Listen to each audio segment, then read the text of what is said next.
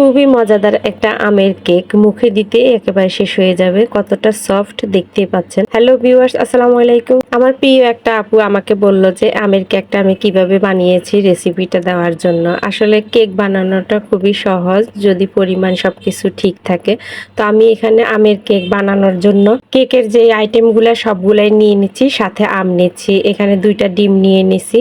2টা ডিমের সাথে এখানে 1 কাপ পরিমাণে চিনি আর 1 কাপ পরিমাণে তেল আমি ব্লেন্ডারে ভালো করে ব্লেন্ড করে নিছি। একটু সময় নিয়ে আমি মিশ্রণটাকে ভালো করে ব্লেন্ড করে নিছি। নেওয়ার পরে আমি একটা বড় সাইজের আমের অর্ধেকটা পরিমাণে নিছি, অর্ধেকটাকে আমি আবারও মিশ্রণটার সাথে দিয়ে ব্লেন্ড করে নিছি। চেষ্টা করবেন যে আমটা যেন মিষ্টি হয়, মিষ্টি না হলে খেতে তো ভালো লাগবে না। এখন আমি মিশ্রণটাকে একটা বোলের মধ্যে ঢেলে নিব। এরপর বাকি শুকনা উপকরণগুলো দিয়ে দিব। এটা আপনারা হাতেও ব্লেন্ড করে নিতে পারেন, আমি ব্লেন্ডারে করে নিছি কারণ ব্লেন্ডারে আমার কাছে ভালোই লাগছে, অথবা বিট মেশিন দিয়ে করতে পারলে ভালো।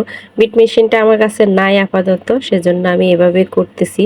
এখন আমি শুকনো উপকরণের মধ্যে 1 কাপ পরিমাণে ময়দা দিয়েছি, 2 চামচ গুঁড়া দুধ আর 1 চামচ বেকিং পাউডার। সবগুলাকে আমি ভালো করে ছেঁকে নিছি। এখন সবগুলাকে আবারও মিক্স করে নিচ্ছি। একটু সময় নিয়ে মিক্স করতে হবে, তাড়াহুড়া করলে তো আর হবে না। একটু সময় নিয়ে সবগুলাকে ভালো করে মিক্স করে নিলাম। এরপরে সামান্য পরিমাণে একটু লবণ আর এখানে ভ্যানিলা এসেন্স দিয়ে দিচ্ছি আমি 1 চামচ।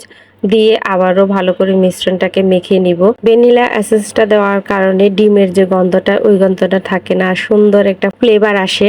এখন আমি যে ট্রেতে কেকটা বানাবো ওই ট্রেতে আমি একটু তেল মেখে নিছি।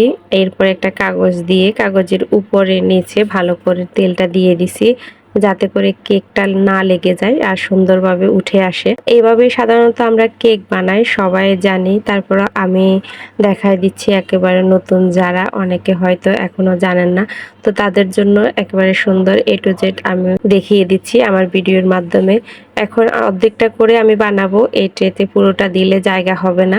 তো অর্ধেকটাকে নিয়ে আমি ভালো করে একটু ঝাঁকি দিয়ে নিছি, যাতে করে ভিতরে কোনো বাবলস না থাকে। তো এটাকে আমি একটা পাতিলে নিচে একটা স্ট্যান্ড দিয়ে উপরে ঢাকনা দিয়ে ঢেকে দিয়ে দিয়েছি। চুলার জালটা কিন্তু একেবারে লো হিটে দিতে হবে। এরপর আমি কিছুক্ষণ পরে কয়টা কিশমিশ দিয়ে দিচ্ছি। এখানে চাইলে আপনারা ড্রাই ফ্রুট অথবা বাদাম যে কোনো ফল অ্যাড করতে পারেন ডেকোরেশনটা সুন্দরের জন্য। আমার কেকটা হয়ে গেছে, একটা কাঠি দিয়ে আমি চেক করে নিয়েছি, কাঠির গায়ে কিন্তু একেবারে কোনো কিছু লেগে নেই, তার মানে কেকটা ভালো করে হয়ে গেছে।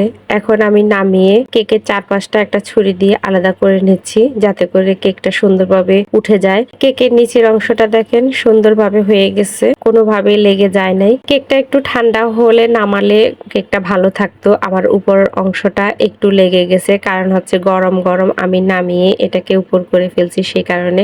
আর কতটা সফট আর ইয়ামি হয়েছে কেকটা দেখেন। আজকের মতো বিদায় নিচ্ছি, দেখা হবে নেক্সট ভিডিওতে। সে পর্যন্ত আল্লাহ হাফেজ।